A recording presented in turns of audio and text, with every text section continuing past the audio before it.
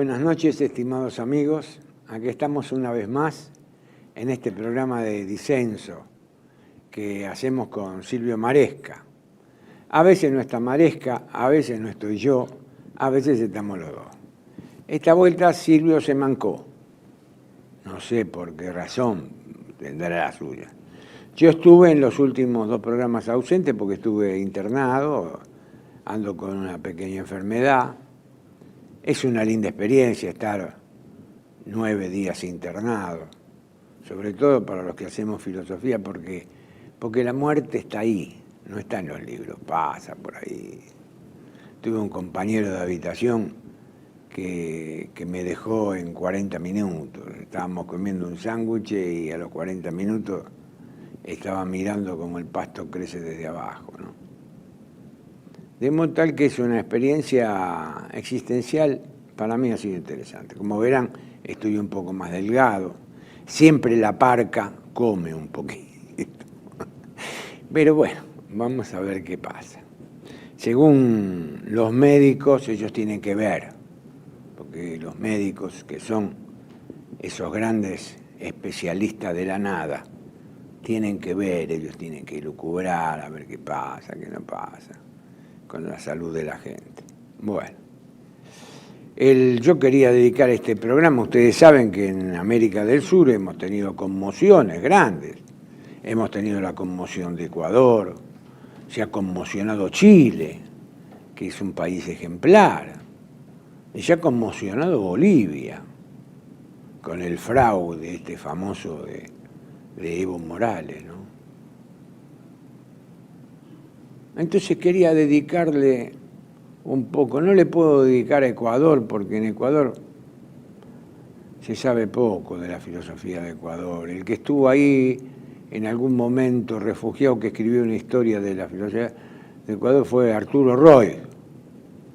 Arturo Roy fue un profesor mendocino, buen profesor, marxista, que escribió una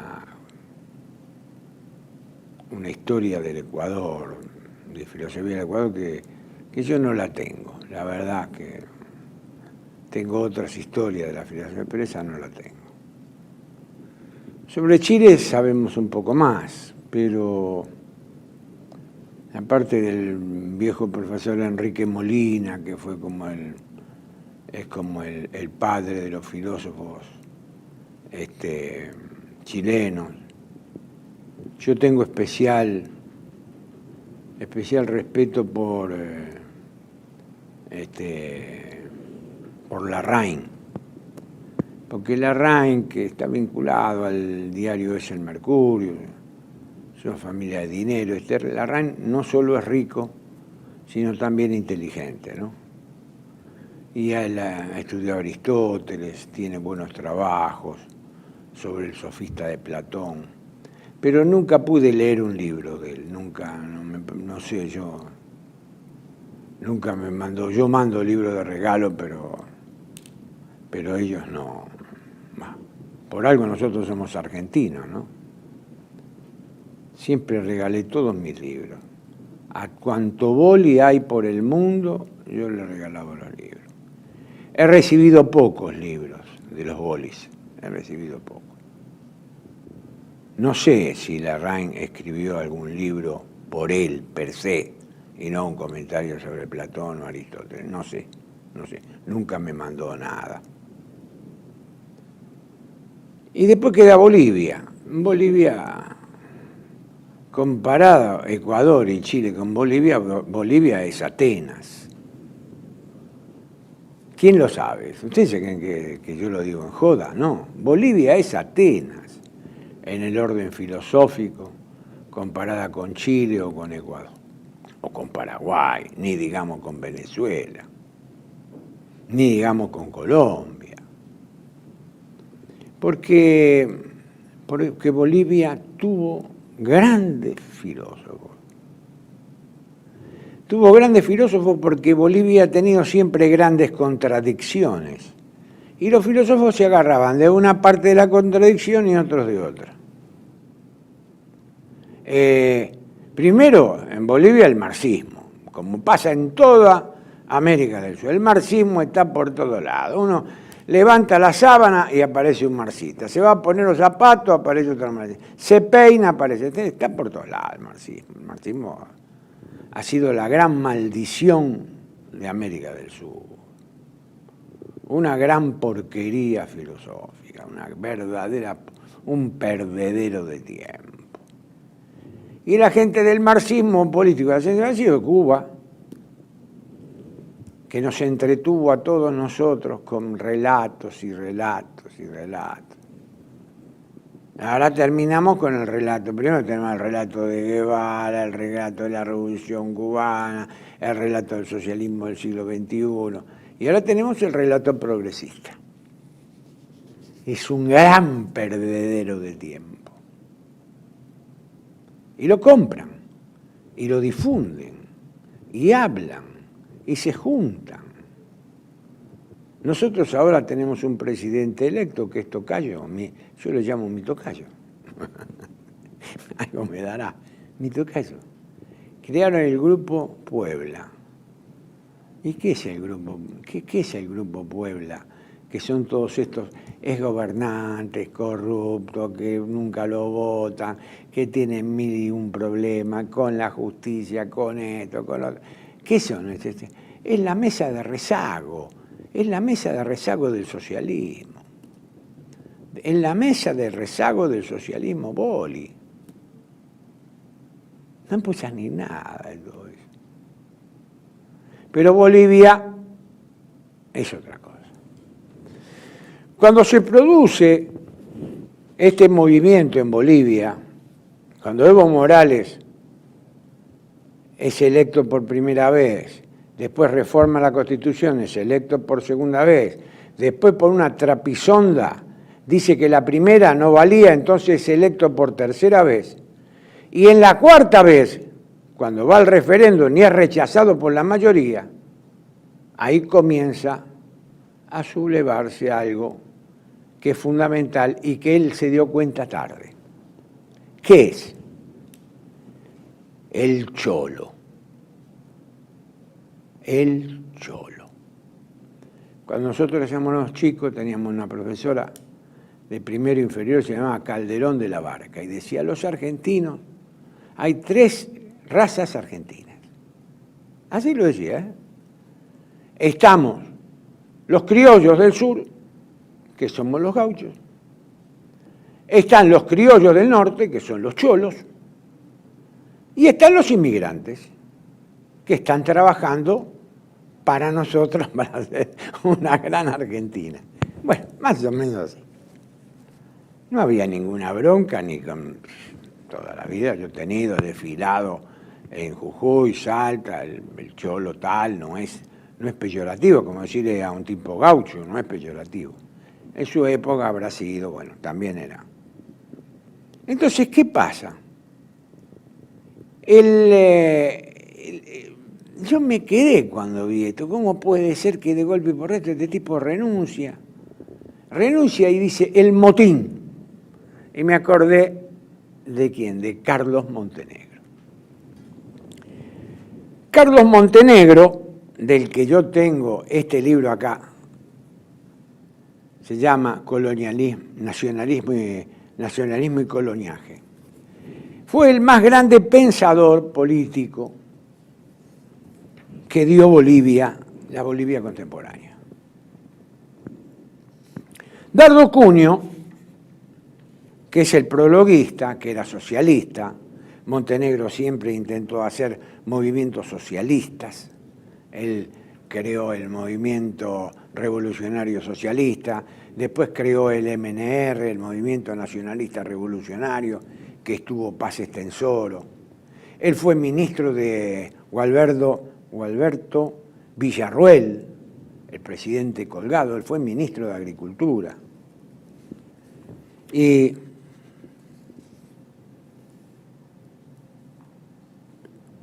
Augusto Céspedes, que era el cuñado de él, el autor de Metal del Diablo, miren lo que dice. Concedamos a la oligarquía boliviana este triunfo. Había muerto Céspedes, ¿no? el haber frustrado con la persecución la realización plenaria de la inteligencia más aguda, cultivada y multiforme que jamás haya producido Bolivia. Mire usted. Carlos Montenegro nació el año que nació mi papá, 1904, y murió en 1953. Fue un hacedor de revoluciones. Era de Cochabamba. Había sido soldado en la guerra del Chaco. La guerra del Chaco y contrajo una enfermedad que fue lo que lo llevó a los 50 años a la muerte. Él escribió toda su vida, sacó cientos de periódicos, quedarán sus obras, apoyó mucho a Bush. Ustedes calculen que después de la guerra del Chaco, tanto en Paraguay como en Bolivia, se instalan gobiernos nacionalistas, se instala Toro. Toro dura poco y después viene el coronel Bush. Y él, decía Céspedes, que él los llevaba de la mano, a Toro y a Bush los llevaba a los dos de la mano. Comienza todo el tema de la nacionalización del petróleo, porque la guerra del Chaco fue por estas dos compañías, la Deutsche y la Standard, ¿no? Pero, ¿a qué traigo yo esto de Montenegro? Lo traigo por lo siguiente, porque Montenegro es el primero que piensa el motín. Yo escribí ahora en estos días, puse como título motín más bien que golpe de Estado. Todos los medios de comunicación, golpe de Estado, golpe de Estado. No. En Bolivia no es golpe de Estado, porque el golpe de Estado es cuando se toma el poder, los militares toman el poder y cada golpista sabe a qué lugar del Estado va. El motín no, el motín es la reacción, la última reacción del cholo, cuando lo engrupe, cuando está repodrido. Este es el tema. Y Montenegro relata, describe qué es el motín. Y yo se lo voy a leer para que no se lo olvide más y no venga ningún pelafustán a confundir motín con golpe de Estado. El gobierno argentino no dijo nada. El presidente electo asesorado por todo esto, ¿cómo se llama? Por el descarte ideológico de la izquierda que fue, empezó inmediatamente a hablar de golpe de Estado, con lo cual quedamos como la mona, quedamos como gente poco inteligente, que ve, inteligente en el sentido que no ve dentro, intus legere, no lee dentro de las cosas, queda como un frívolo. Es confundir mandarina con zapallo. Fue un motín, como ha habido cientos de motines.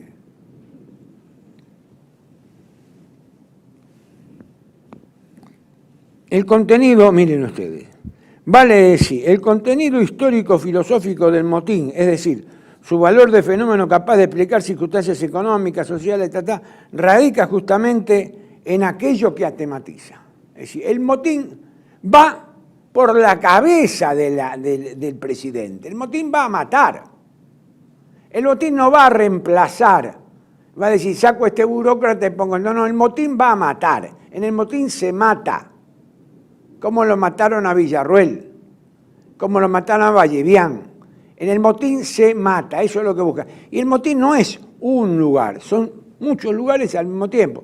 Tomaron la Casa de Gobierno, tomaron en el Beni, tomaron en Santa Cruz. ¿Y quién es? La policía, un jefe de policía, unos gendarmes. Es el motín. Por eso Evo se dio cuenta y en la primera declaración él habló de motín y después ya no le cambiaron el tema del golpe de Estado para reclamar en las Naciones Unidas alguna jubilación de privilegio dentro de 50 años, yo qué sé. Vale ello decir que la extraordinaria proliferación del motín se alienta de un antagonismo incurable y fundamental, no resuelto por la guerra de la independencia. un antagonismo que ha quedado en el subsuelo de la República a manera de simiente, apenas recubierta por la capa de tierra del orden republicano. Sus brotes múltiples y reiterados evidencian que se trata de una vegetación propia de la tierra y del clima, esto es, del medio constitucional que la hace viable en vez de extirparla. Es decir, el motín se alimenta de su propio medio, es decir, el clima y el suelo. El motín es, en otras palabras, una de las formas de expresión que toma la lucha de las dos tendencias, la colonial y la nacional, desde la fundación de Bolivia. Su pugnacidad se manifiesta asimismo en los divergentes rumbos que adoptan unos y otros gobiernos, en las violentas batallas periodísticas y con mucha menor intensidad en el seno del Parlamento, porque ahí se acuerda todo. Es decir, el Parlamento, esa clase discutidora que traiciona absolutamente todos los intereses en forma permanente. ¿Qué quiso mostrar mi querido Montenegro con esto? Que nosotros tenemos que tomar en serio el motín, no podemos tomarlo como un chiste. Entonces, el motín es un elemento estructural para el análisis de la política en Bolivia. Hago un descanso y paso a la parte de filosofía.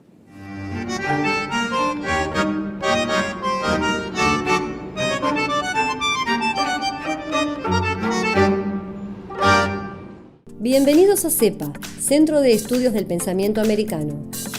Nuevo sitio web de cursos de formación en política, filosofía, historia, literatura, geopolítica, religión, psicología y más. Cursos de formación que reflejan el verdadero pensamiento americano. Lo invitamos a elegir el curso de su agrado ingresando en www.cepa.la.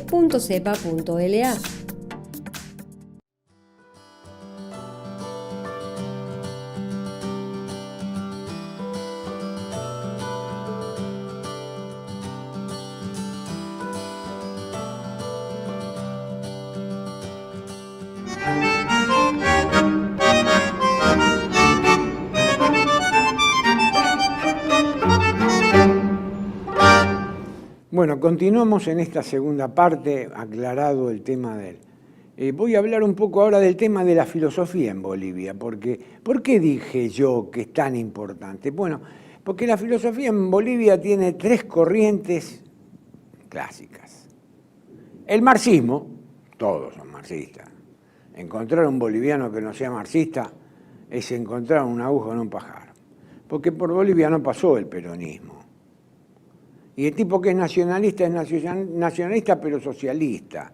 Y si es nacionalista, socialista y marxista. Entonces nunca termina, ese anclaje, esa dependencia del marxismo. Es terrible para la conciencia del profesor, del estudiante, del investigador. Si van a Europa, la izquierda tiene el monopolio en las universidades y él es boliviano, ¿qué puede hacer? Nada. No pasó el peronismo, porque el peronismo es un nacionalismo sustancial. Y esto es lo que falta. Entonces en Bolivia, pero en medio de todo tienen algo, que a mí me parece que es interesante, porque están los marxistas, después vienen lo que se llama los mejores pensadores de Bolivia, que son los pensadores de la tierra, de la mística de la tierra. Los que piensan como Montenegro, que dice, es esa vegetación de este clima, de este suelo, de este paisaje. Ahí se destaca un pensador, para mí, se llama Roberto Prudencio. Nosotros le hemos hecho un homenaje a Prudencio en el año 95, cuando sacamos la revista Disenso, esta revista Disenso que sacábamos nosotros, ¿no? Bueno, no sé si se verá. y leímos un reportaje. Murió en el 76 este hombre. Pensador, político boliviano. Es la conciencia socrática del Ande, decía Fernando Díez de Medina. Fernando Díez de Medina, Humberto Plaza, Federico Ávila y sobre todo Roberto Prudencio son los que han trabajado sobre ¿qué? Han trabajado sobre el genius loci de Bolivia. Ellos han trabajado sobre el cholo, que es el criollo. Ellos no cayeron en el indigenismo, que es la otra corriente. Ellos trabajaron sobre ese producto genuino, original, que es y que somos. Todos nosotros que no somos ni tan europeos, ni tan indios, ni tan españoles, ni tan indios. Uno más blanquino, otro más morocho. Pero esto es lo que somos nosotros. Sobre esto hay que trabajar. Hic rodus, hic saltus. Aquí está rodas y acá hay que bailar. ¿Qué miércoles hay que bailar inventando categorías de pueblos originarios y macanas por el estilo? Originarios somos nosotros. Cuando le preguntan, en un momento determinado le preguntan a Roberto Prudencio, bueno, pero ya están, dice, bueno, pero están las cholas, dice, ¿y las indias? Hay indias puras, un 6% hay de indios puros en Bolivia, el 68% son criollos y un 18% de blancos, eso es. 18, 68, 78 y 6% de indio puro, nada más. Inventan y vienen con todo, y quieren que no haya motín. Inventaron la Constitución esa de 2006, con 36 naciones. Que yo le pregunto a García Linera, ¿y los criollos dónde están? No, los criollos tienen que incorporarse a una etnia. ¿Con qué derecho? ¿Con qué derecho le van a sacar a un hombre 500 años de historia? ¿Y usted dónde está? No, yo soy europeo. Ah, vos sos europeo y gobernás a Bolivia. ¡Qué bárbaro! Pero fíjense el desatino, la falta de conciencia, la falta de visión de la historia. Y todo esto, ¿cómo no va a explotar? Pero no es un problema económico, es un problema identitario. Entonces, esto, a quien Roberto Prudencio tenía una región llamada Collasuyo, porque Bolivia fue, cuando estaban los incas era el Collasuyo, es la parte sur del Imperio Incaico. Después se llamó Nueva Toledo, después se llamó Alto Perú, y después se llamó Bolivia. Cuando era Alto Perú formaba parte del Río de la Plata. ¿Qué se plantea esta mística de la tierra? Esta mística de la tierra se plantea la recuperación de ese producto, de ese producto tan genuino que produjo el clima, el suelo y el paisaje. Después vienen los indigenistas. Miren qué interesante. El indigenista. El mayor indigenista, ¿cómo se llama? Carlos Medinaceli, un italiano, un apellido italiano, indigenista. Es normal, es normal. Lo vemos acá. Jones Guayase, este que está preso ahora en Chile. Jones es inglés, Guayase es inglés. Y el tipo se llama Jonas Humala, se cambió el apellido para hacerse indio. ¿Me explico? Es una joda, es una burla.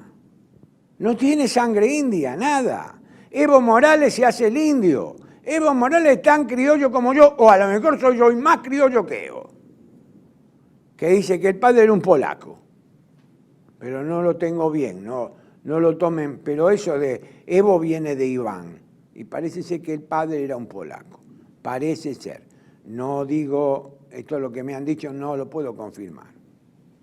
Y tiene otro nombre antes de Evo, creo que se llama Juan. Bueno. Entonces, Bolivia tiene estas tres versiones. Y después Bolivia tiene algo fundamental, que tuvo un hombre que fue electo presidente, que hacía filosofía. Y este hombre es un prócer, que fue Fran Tamayo. Y Fran Tamayo escribió un solo libro, un largo libro, que se llama Creación de la Pedagogía Nacional en 1910. Era un hombre, obviamente, era un aymara que se encerró en su casa y que no salió de su casa porque él, si salía, salía como presidente y si no, no salía. Bueno, fue presidente electo, pero nunca asumió, se quedó en su casa. Fran Tamayo leía alemán perfectamente, leía francés, estaba casado con una señora blanca. Y en la creación de la pedagogía nacional, él rechaza al blanco. Estos blancos que vienen para acá no sirven para nada. No sirven para nada. Esto para lo único que vienen es a explotarnos a nosotros. No sirven, no sirven. Y algo de razón tenía Tamayo, porque tampoco en Bolivia hubo algo que nosotros sí tuvimos, que fue misiones, grandes misiones. Están las misiones de moxos y chiquitos, pero no dieron abasto. No dieron abasto. Nunca, siempre la oligarquía sobre todo de la Rosca, del Estaño, de los Simón Patiño, estos gobernaron años, décadas y décadas. Y el cerro de Potosí fue el cerro que le dio la plata a Europa, toda la plata del Carlos V y todos estos reyes en Europa, todo salió del cerro de Potosí, por eso yo decía, vale un Perú, porque el cerro de Potosí estaba en Perú, no existía Bolivia. Esto vale un Perú. La función del blanco en Bolivia siempre ha sido menor, siempre ha sido rastrera, siempre ha sido ventajera. Esta es la realidad. Esta es absolutamente la realidad. Hay lugares donde trabajaron un poco más, como fue en Santa Cruz de la Sierra, donde están los cambas, que son los criollos de ahí. Bueno, ahí trabajaron un poco más, en Cochabamba, pero en el altiplano no. ¿Por qué? Porque la actividad minera es extractiva. La actividad minera no deja nada, deja destrucción, deja hambre, deja pobreza. ¿No? Habría que eliminar la actividad minera o controlarla absolutamente, que es lo que nos va a pasar a nosotros con estas minas allá en San Juan, que están llenando las aguas cancerígenas y todas estas cosas. La minería nunca dejó nada en la historia del mundo y tampoco dejó nada en el Alto, en La Paz, en el altiplano, que es la zona minera. Bueno, vaya este homenaje al queridísimo pueblo boliviano, que espero que pasen estas horas aciagas y recupere esa memoria tan rica en pensadores que ha tenido. Nada más.